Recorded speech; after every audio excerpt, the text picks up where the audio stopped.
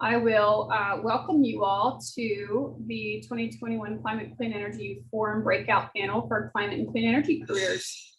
We are thrilled to have a really diverse panel of perspectives and companies leading initiatives on climate mitigation and clean energy, as well as a variety of roles leading the charge. So the format for today, it's going to be a little more interactive than the plenary session, but shortly, I'll ask each of our panelists to take about 5 minutes to introduce themselves and I'm happy to go down the line for that. So they'll describe their title, their company, their role, their organization, their background, their pathway to their current role. Before we turn it over to our three students who are going to introduce themselves as well as their career objectives and pose questions to our panel. So in this breakout session, I invite the attendees also to drop questions in the chat, and I will moderate questions. Yes, I will moderate questions as they come in into the chat. So we will have a little bit of time towards the end to also have a more robust sort of back and forth discussion with the panelists as time allows. So I'm thrilled to introduce our distinguished panelists and students who will lead us through this breakout session. On our panel, we have Robin Tindall from Hypertherm, who's the Environmental Stewardship Team Leader. We have Dan Weeks from Revision Energy, who's the Director of Market Development. We have Kevin Yuan from Nike, who's Innovation and Sustainability Manager. Merritt Patridge from Lyme Timber, who's the Director of External Affairs. As well as our students, all from Tuck School of Business at Dartmouth College. We have Stylianos, who will be graduating this year, Tuck 21, Bridget, McCarthy, who will be graduating next year alongside Nathan Smith as well. So again, I welcome everyone, and I would love to turn it over to our panelists to kick us off. And I see Robin on my screen. So Robin, why don't you go ahead and kick us off? Sure. Good morning, everyone. My name is Robin Tindall, and as April said, I work at Hypertherm, which is located in the Hanover and Lebanon area, where many of you are. Just a little quick background on Hypertherm. Hypertherm is an industrial manufacturer. We're considered a large company for New Hampshire, but in the context of the rest of the country, we're still considered a small company. We're 100% employee owned, and the products that we manufacture are industrial cutting solutions, primarily water jet and plasma cutting systems. And so our customers are other businesses and other manufacturers. So think of John Deere making a tractor, or tractor parts would be using our equipment to cut their metals and other materials. My title is team leader of the environmental stewardship team. I've been at Hypertherm for 10 years. And my path to getting here was that I started out in environmental engineering. That was my first job after graduating with that as my major. And I was in that field for 6 years. So really getting an understanding for hazardous waste remediation, stormwater pollution and prevention, environmental site assessments, and a lot of view into what other businesses were struggling with in terms of meeting environmental regulatory requirements. So that was in a consulting role. And after that, I got my MBA. And after my MBA, I got into more manufacturing operations. And I always knew that I wanted to approach that with an environmental lens. And it was really Hypertherm that gave me the opportunity to do that. So between my MBA and Hypertherm, I was in more of just standard manufacturing production roles. But that really allowed me to understand the day-to-day challenges that manufacturers face. And that then when I took this role at Hypertherm, I was able to understand kind of real life manufacturing struggles, but apply an environmental lens to that. And so our approach at Hypertherm with our small team of just 3 people is to look at our environmental impacts throughout the whole value stream. So we look to our suppliers and what their environmental impacts are and how we can both partner and influence them to be better environmental stewards. We look at the logistics, getting our materials and components to us from suppliers. We, of course, look at our own operations, and then we look at our outbound logistics. We manufacture almost everything we make right here in New Hampshire, but we ship throughout the world. About 50% of our sales are international.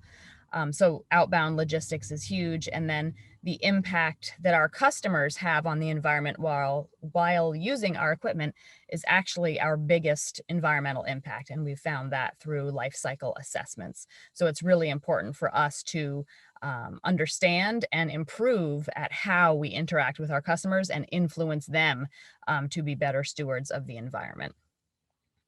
So I will stop there. Thank you so much, Robin. That was a fantastic introduction. I'm going to turn it over next to Dan Weeks from Revision. Good morning, everybody. Great to be with you. What an exciting morning. My name is Dan Weeks. I'm a director at Revision Energy, which is New Hampshire's largest solar company and an employee-owned B Corporation. Like Hypertherm, proud to be 100% employee-owned. Part of a growing movement of both B Corps and employee-owned companies that are trying to rewrite the rules of capitalism in a way that I think speaks more to our generation and is certainly more consonant with the imperative of addressing the climate crisis. As I mentioned, proud to work alongside, in our case, around 300 employee owners. We install solar on rooftops and solar farms, but also battery systems, EV charging infrastructure, solar powered heating and cooling systems. And I should mention that more than half of our co-owners at Revision are actually in the trades. And unless anyone is tempted to dismiss a career in the trades as an electrician or a plumber or something like that, consider that in our case, at least, pretty much all of our tradesmen and women actually have college degrees, and they do put them to good use and certainly earn a good wage in the process. One example is my good friend Steve Zubak, who actually works right out of the Upper Valley in our Enfield, New Hampshire branch, had a career as a public interest lawyer, actually, before deciding he wanted to get his hands dirty and transition back, and went through our in-house apprenticeship program to become a journeyman electrician. Now he's one of our top project managers who runs really complex multi-million-dollar solar farm projects across northern New England. So if that's something you maybe thought of as a kid, but put out of mind because society doesn't tend to say that that's the marker of success, maybe bring it back to mind. Anyway, I'll mention one other of our proud, actually, co-founders whose journey is just a little bit similar, Bill Barron's. For anybody who's been in the environmental movement a long time, you would have read the book he co-authored called Limits to Growth way back in 1972 that the Club of Rome published. He was a PhD student at MIT at the time. He then moved up to Dartmouth and actually taught for one whole semester at Dartmouth. His PhD was in environmental engineering and decided he too needed to get his hands dirty. Moved up to Mid-Coast Maine, started installing off-grid solar at a time when it was wicked expensive and not all that viable in the 80s, but has since built a very successful company. In terms of my own path into clean energy and here at Revision, a little bit unconventional, I suspect. You know, I like to say that I started dabbling with solar in the 90s when at my local public high school in Peterborough, New Hampshire, Conval, we had just so happened to have a solar race car team, thanks to a sponsor we don't so often mention these days called Enron, for anybody who was around for that big scandal in the early 2000s, doing some greenwashing as they were, but got to dabble with solar again at a time when it wasn't very practical. And I sort of dreamed that maybe someday, decades hence, I'd get to put solar on my roof and even drive with solar electricity. And lo and behold, we've got 10 kW on our roof, and I drive a Chevy Bolt, and my wife drives a Pacifica. So it's the future's here, as you all know. But I suspect a bunch of you, a lot of folks in the younger generation, I guess I'm an old millennial, definitely envisioned for myself a really mission-focused career, and found myself naturally as an activist in student days. Did college down at Yale, and then got to go overseas for a couple of years to England for grad school and political theory, a lot of activism, working on democracy issues, went right into full-time activism, leading nonprofits working on campaign finance reform, in fact. And although in those years, there was always a bit of a connection to climate and clean energy, I used to use the climate crisis as kind of the reason why we needed campaign finance reform, because big oil and gas were funding elections and having an outsized hand in setting our energy policy, but never imagined myself in the private sector, period. Just kind of wrote it off out of hand as not a place where a mission-driven person could find a home. But it was really after the 2016 election. I'd been working for over a decade in the nonprofit space and then had thrown my hat in the ring to run for New Hampshire Executive Council in 2016. My family and I live down here in Nashua, so the southern fifth of New Hampshire. Picked the wrong district, the wrong year, the wrong party, but had a great experience as the Democratic nominee. Didn't quite make it. My wife was a bit relieved. We had a couple little kids at the time, a third now. And I figured that this was a time in this moment where, and I've been trying, as I'm sure some of you can relate, to kind of Sisyphean push that big boulder up the hill of campaign finance reform. Had very little to show for my efforts in terms of national reform, and now a president who wasn't quite amenable to those work, to that effort. And so I was desperate for something where I could have more of that tangible daily impact, something to show for my efforts. And so decided that it was time, with 3 little kids, to really address that existential crisis that is the climate crisis. And so after surveying the landscape, trying to tap what connections I had to different clean energy companies, I was blessed to find Revision. And as folks know or are experiencing, jobs come by all sorts of unconventional means. And in my case, was very fortunate to kind of make my case to our co-founders and together with them come up with a new role, Director of Market Development, and get busy. So I'll leave it at that to start, and look forward to the questions. Thank you so much, Dan. That was a really helpful framing. And I made copious notes on your comments around sort of a mission-focused career. I have a sense we're going to hear that thematically throughout our panel today. I'm going to turn it over to Kevin at Nike. Hey, April. Hey. Do we hear an echo or just me? Okay, give me a second. I feel an echo. You're on mute now, Kevin. Okay, so my name is Kevin and I'm a T20. So great to see everyone and great to see so many familiar faces. I miss Tuck so much and I feel like I could just spend the 5 minutes of my introduction just reminiscing of how much I love Tuck, but not value adding, so I won't do that. But like April said, my name is Kevin. I work at Nike as an innovation and sustainability manager. I started 6 months ago and was an MBA intern 2 summers ago. Before Nike, before Tuck, I was an environmental engineer at Chevron, trying to reform the oil and gas and energy industry, and a wildlife photographer for National Geographic, specializing in underwater photography. And similar to Dan, I had a revelation in 2016, post-presidential election of photography is great. Hopefully Robin, Dan, April, Bridget sees a picture that I took, does something about it. But personally, I wasn't doing anything about it. And I think hearing from a lot of mentors and people that I engage with during that time frame, with my skill set and my age, they said pursue a higher education, Tuck, to go ahead and reform an industry that I'm deeply about. So that being said, the industry that I really chose was sustainable fashion, and was very head down at Tuck, as April could probably attest, about working at Nike, Patagonia, or a company like Everlane. Subsequently, I chose Nike. And for those who are not aware of what Nike is, we are a material and footwear and equipment company. We own roughly 30% of the market share within the space of leisure and athletic footwear and apparel. We have 3 core purpose pillars, which are Until We All Win, which is inclusion and inclusive workplaces. Made to Play, which is empowering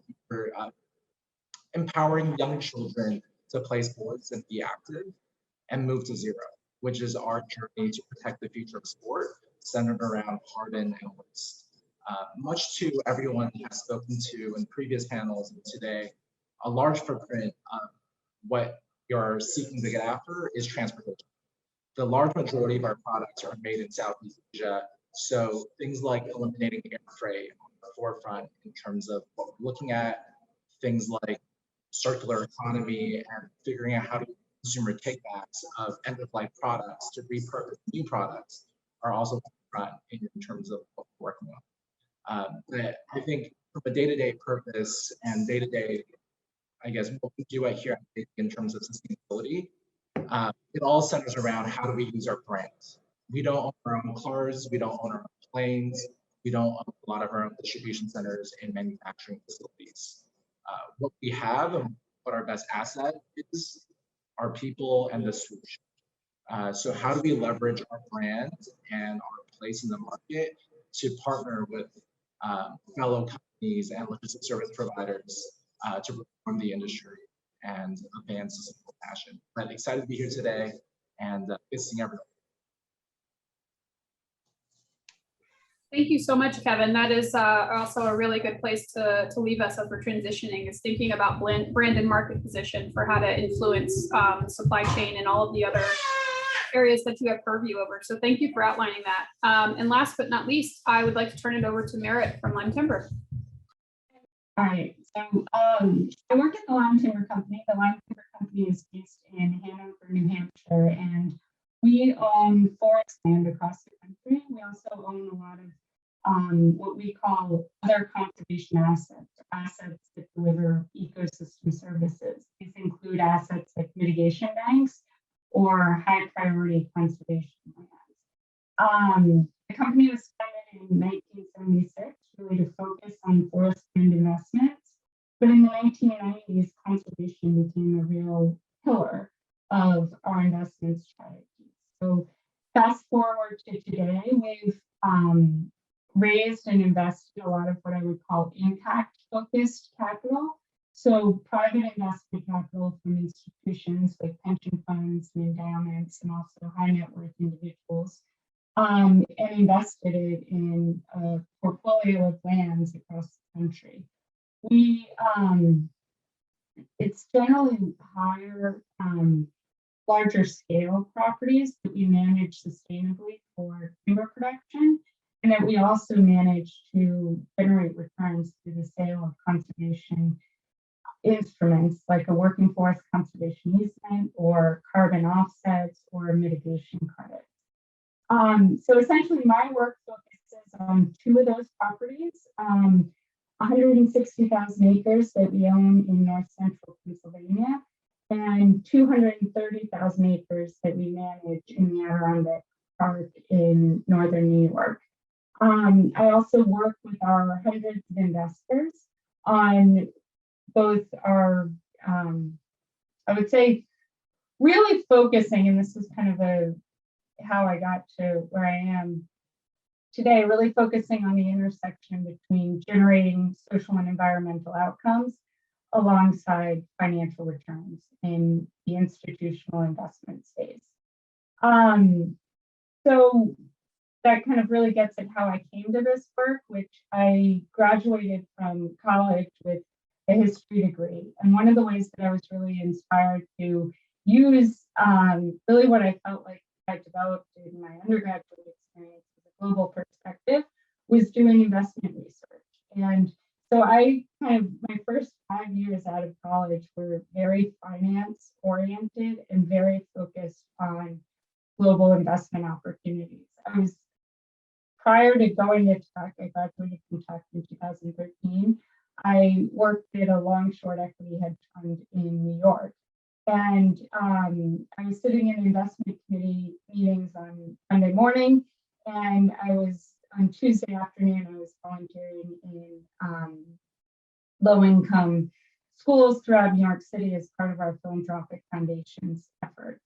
And I felt a tension between that kind of form of capitalism and a real inspiration to go to business school and build my experiences in the social sector and the environmental sector to marry investing, which is, largely been just defined by attractive risk-adjusted financial returns, with generating social and environmental outcomes. And Lyme has really been a place where I've been able to put that to work as our focus. It's an organization that's really grown up in the environmental space and the environmental movement. For instance, as it relates to climate, we were among the first participants in California's compliance carbon offset market. And over the past really 5 to 10 years, we've made investments more focused on the social impacts, or kind of the human impacts. And it's hard to disaggregate that because ecosystem services are human. There's lots of human dimensions to that. But we've taken a more dedicated focus on jobs and opportunity in rural communities, which is where we primarily own land. So the 2 areas that I already mentioned, southern West Virginia, the mountains of Tennessee and Alabama, the Upper Peninsula of Michigan, and really creating jobs connected to the landscape to go alongside the work that we do to manage the landscape sustainably.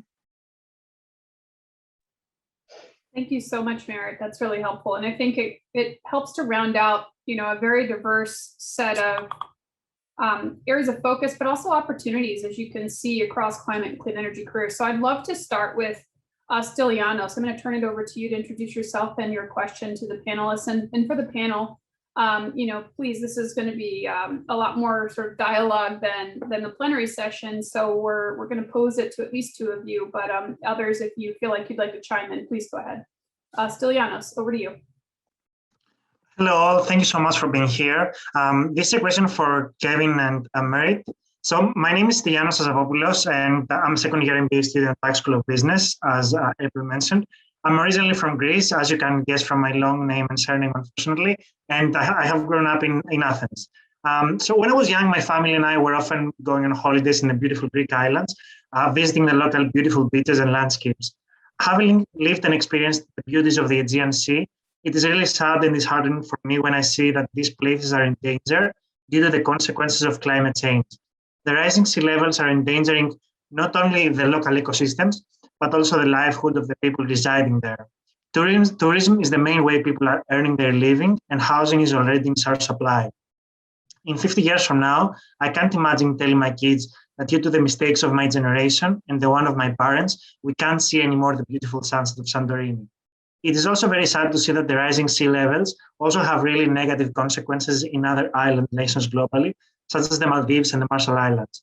Millions of people, not only in these island nations, but in other dozens of developed countries, are expected to relocate as a result of this phenomenon, leading to an increase in poverty worldwide. I really hope that in the long term, I can be engaged in a role that has global impact, helping mitigate these energy issues, not only domestically, but also internationally as well. What do you think are the best career options within a corporate environment, or also in the non-profit sector, that can help me achieve that? I can start, Kevin, unless you want to jump in. Okay. Thank you so much for your question and for your storytelling. That I can relate on a very deep and personal level because of some of the experiences that I had as a child and as an adult, and also having 2 young kids and thinking about my passion for the outdoors and the opportunities that may or may not be available to them. And one of the things that I've reflected on deeply, really in the past year and a half, is the opportunities, the need, the challenge, of working inside large organizations, or organizations that have, been doing a particular thing for a very long time, and shifting the conversation, shifting the way that we do work, reconfiguring the entire business around the climate reality. And that requires skills that need cultivation over a long period of time. So one of the things that I've been thinking about a lot recently is effective communication styles, and effective communication styles both with, in formats like this, where this is the choir. I mean, we are all passionate about environmental issues. We're all passionate about climate and clean energy. And it feels so good to be talking to you all and to hear about your passion and your experience. And the day-to-day work of whether it's working with a conservation agency in a state like Pennsylvania, and it's not in the conservation agency, you find people we're rowing in the same direction. Political stakeholders, it's a different game. You have relating conservation and climate priorities to a diverse set of constituents can be really challenging. And I've had lots of foot faults in doing that. And it's actually so much more challenging in remote working context, because some of the greatest successes is when I'm on one of our properties talking about silviculture, which is the growing and cultivation of trees. And you can all think about this concrete thing that rural communities connect with. We love our rural forest landscape, but climate change may be a hoax, and like bridging these divides and finding human connection around these issues is something that I think is a communication skill that we all need to think deeply about and also work really hard to advance. And to that end, I think it's about putting yourself in situations where you have the opportunity to do that work. And so I think you'll find a lot of mission-oriented organizations, and it's going to be inspiring to work alongside people that kind of have this similar passion and orientation. At the same time, I think in our careers, we all need to, and at this moment of the climate challenge, we all need to put ourselves in uncomfortable spaces to really address the problem at the scale that we need to address it. Yeah, I agree with a lot of similar points. And I think the only thing that I would add to is in typical MBA fashion, I'll give you a framework in terms of before employment, as you're pursuing employment, and then during employment. I think before you start looking for a job, we are all passionate individuals, and none of us are going to fix every single industry, right? Pick the industry, pick the sector that you care most deeply about, or you feel you're the best suited at tackling, be it industrials, transportation, fashion. Pick it and focus on it. Don't try and eat the entire pie. Figure out which piece of the pie you're best suited to eat. During the recruiting process, so the second pillar, I just got off from interviewing a lot of the next MBA class of interns here at Nike. And you would be surprised how many questions across every single role that we were interviewing for, when we turned it to the interviewee for questions, they asked us about Nike's sustainability commitments, Nike's purpose commitments. It might be for a digital strategy team, but they still care. Y'all are all incredible assets and talents, and you are in a position of power and privilege to ask your future employees these kind of questions, where if they don't have a diversity strategy, where if they don't have a sustainability strategy, you will not choose to go to them. And I think that will trigger alarm bells across every single industry when they start losing talent. During employment, I think to your question, it would be great if we could all work as sustainability, innovation, and purpose leaders across different organizations. But I think, frankly, that is just not realistic. However, what I've seen is any person, any individual, any team at any corporation can be a change leader, because climate change and sustainability has surpassed things like environmental offsets or recycling. It's about limiting emissions from transportation. It's about limiting energy use at stores. It's about so many different aspects of the industry that, sure, you can have a North Star to work as a sustainability leader within the sector that you've chosen, but don't get discouraged or don't feel like you're wasting your time if your first job, if your second job, or even if your third job don't necessarily move the needle as much as you want it to, because ultimately you're still moving the needle. Dan or Robin, did you have anything you wanted to add? I can chime in briefly, and I'm prompted because I'm seeing my buddy Chris Kelly, one of our solar designers. Looks like he's on his way to a site visit with his dog. Cheers. Which is just to say that if you aren't quite sure what your specific role will be, rest assured there are a lot of roles for which you don't need hyper specialization, which you can and will learn and master over time. And even if you don't have a deep calling to be in something like sales, which kind of gets a bad rap, you think of the used car salesman. I'm on a personal mission to redeem that whole vocation, because selling the right stuff, selling it well, is how we're going to solve this crisis. Certainly for a company like Revision, we've got a couple dozen members of our sales team. I'm proud to be one of them, who work with everything from homeowners doing small rooftops to communities doing multi-megawatt solar farms and the rest. It is technical, it's very challenging, but really rewarding. And particularly if you find that you feel alive when you're interacting with real people, kind of in that hunt, so to speak, in the best sense.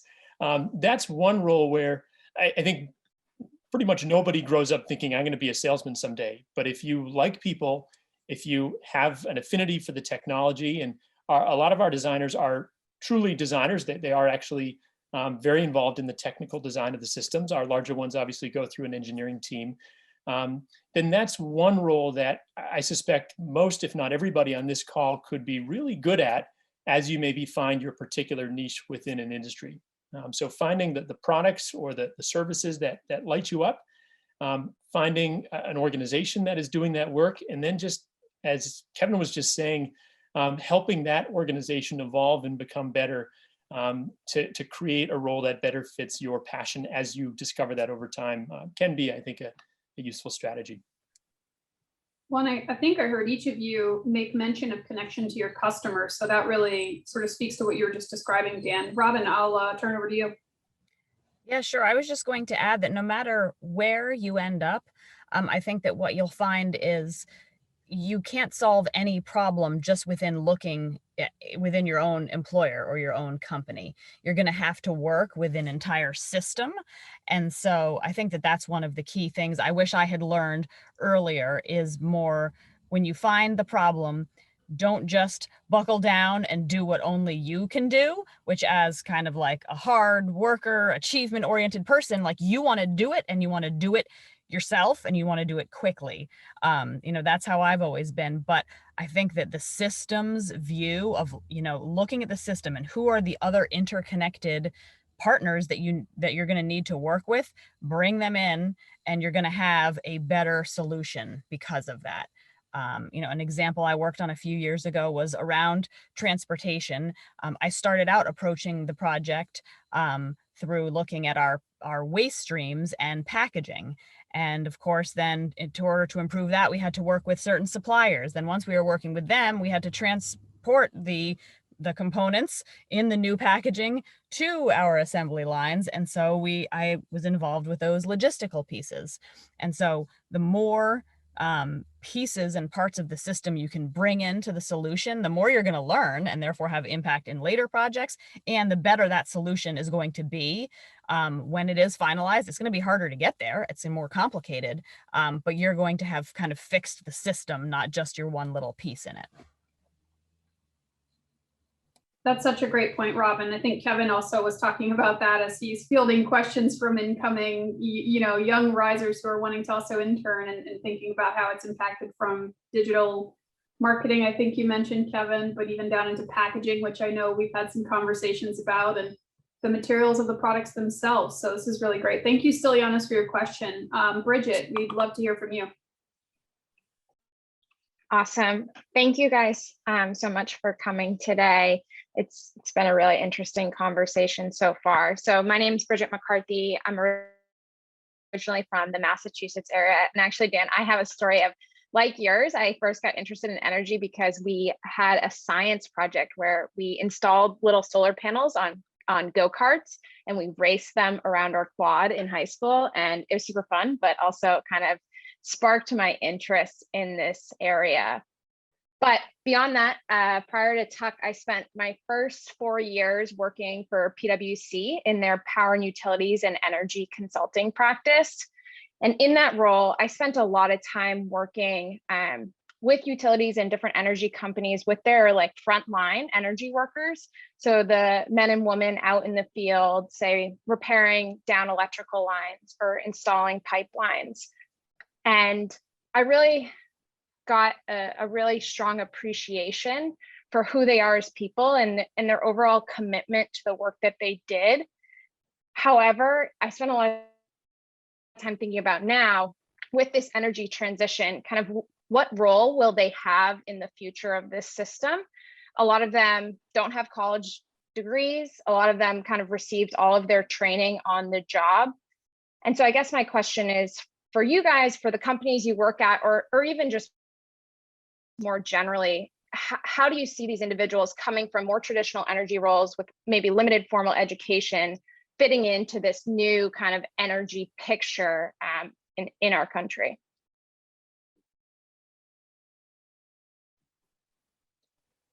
That's a great one, Bridget. I don't mind starting, but look forward to hearing others as well. And it is one that I think a lot about. In addition to my sales role, I'm very involved in our policy work. And this is naturally a question that we have to grapple with as a country if we're going to make this transition in a way that doesn't fuel massive backlash, which can impede the political progress we have to make. So for one thing, I think it's important to just level set and realize just how great the economic opportunities before us are, which won't be an answer for everybody who's made a career and is part of a multi-generational tradition of working in fossil fuels. But today we have about 250,000 solar industry jobs, direct jobs.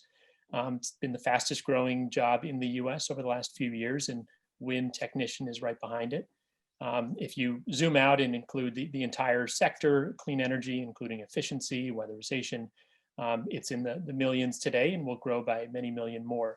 So I think for a significant subset of those currently working in the traditional energy space, certainly those like the linemen and women who you referred to who are maintaining the grid, there will be a lot of opportunities to either continue what they're doing, and we need to build out, not pull back on electricity transmission and distribution. If we're bringing offshore wind online, if we're installing more large-scale, utility-scale renewables, we need high-voltage DC transmission, a lot more than we have today. So I see a bright future for them, and not to mention electrification load rising system-wide as we transition our transportation sector, thermal sector from direct fossil fuel combustion to clean energy. So I think in the electricity space in particular, there's huge emerging, expanding opportunity. For those who are directly involved in the extraction of fossil fuels, we need tens of thousands of them to work over the next few decades to safely decommission and monitor the existing oil wells. I mean, that is tens of thousands of jobs there. And they should continue to be well compensated and appreciated, not looked down upon for that really vital work, without which there's no way we're going to meet the 1.5 or 2 degrees Celsius goals that we have to meet. And then there will definitely be others, tens of thousands of others, who will not see for themselves a very viable future in this clean energy economy. And I think we need to be ready as a nation to provide generous pensions if they're not already eligible.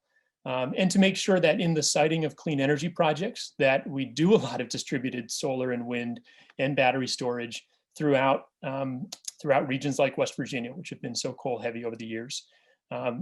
Part of the power of distributed energy is that the jobs truly can be distributed too, even if the particular skill sets won't perfectly match for everybody currently working in fossil fuels. But I'm optimistic if folks who are outspoken in the transition make sure not to look down on, but to thank them for their service, which in many ways has built the modern world, and to either provide a smooth transition or provide the financial support they need to live with decent security. I really like that framing, Dan, thanking them for their service and that acknowledgement, which is obviously important in the conversation about hearing everyone and hearing those voices and the concerns that they're facing. Merritt, Kevin, or Robin, did you want to weigh in on this question?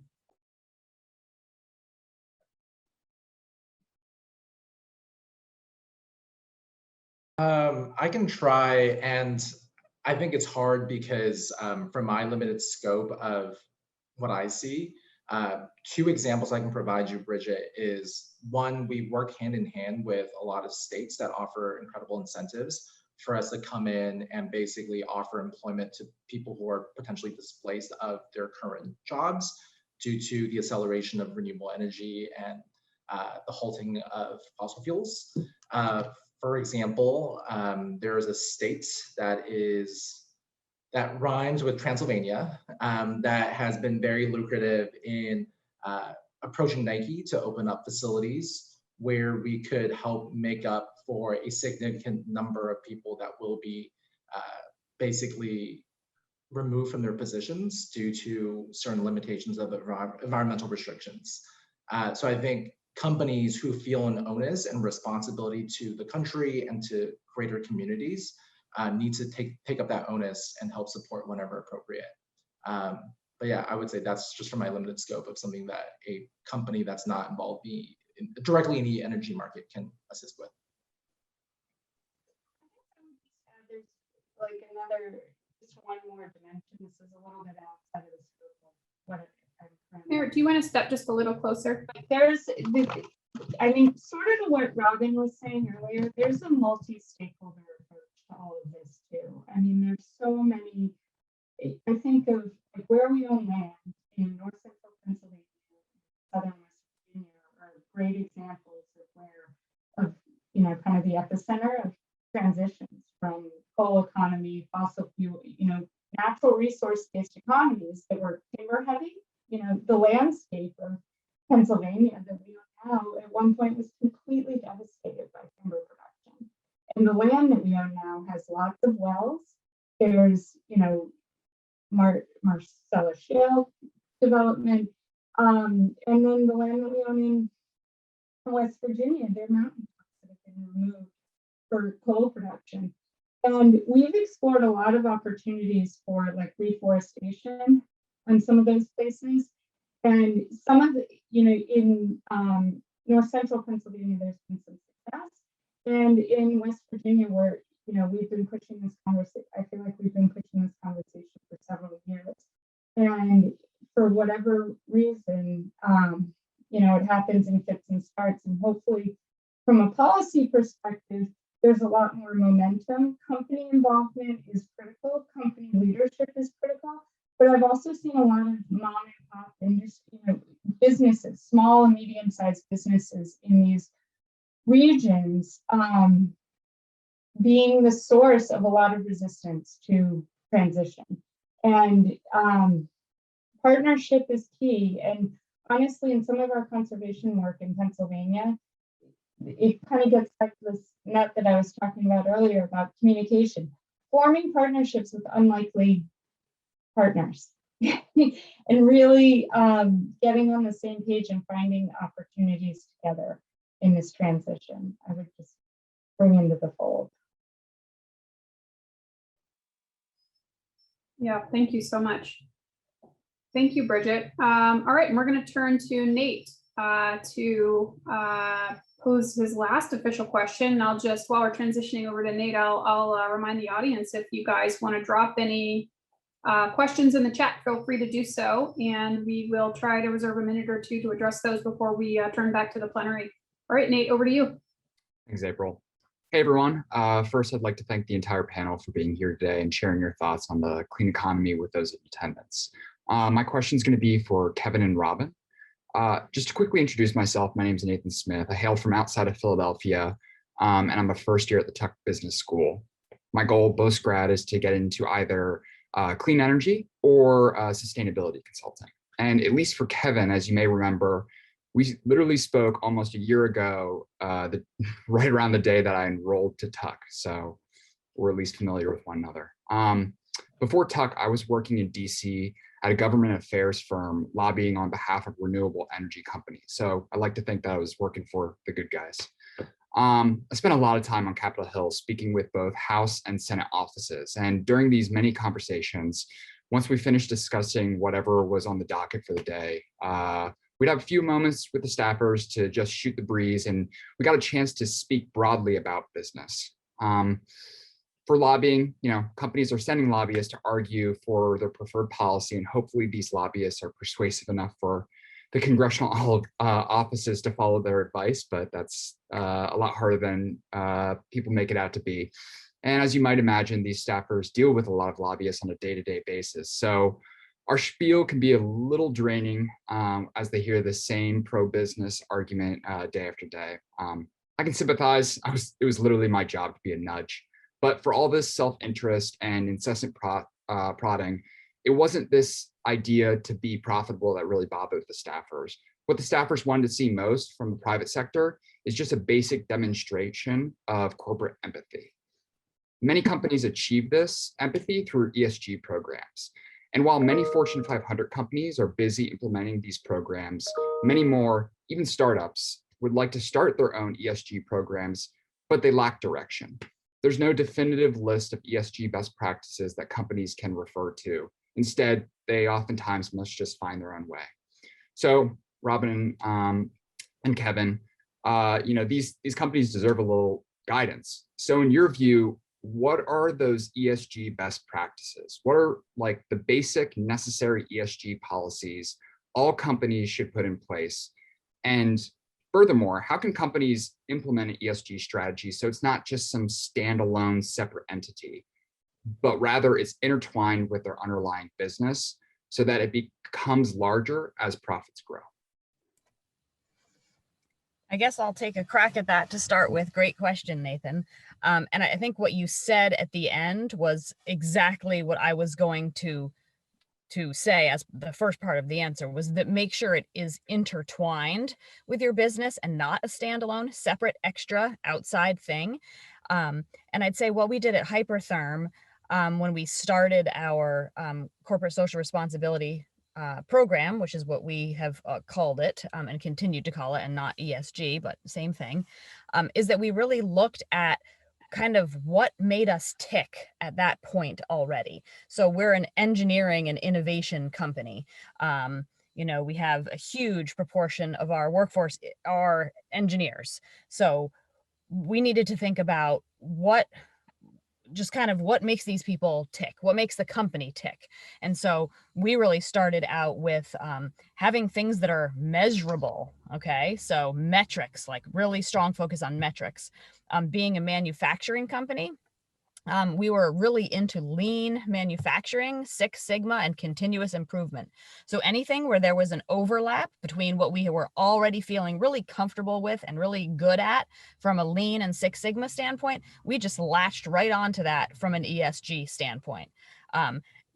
From the broad perspectives all the way down to small programs. So for example, we had what we called within our organization lean champions and continuous improvement champions on every team. So whether it's a 2-person business team or a 75-person assembly team, all of those teams had a lean and continuous improvement champion.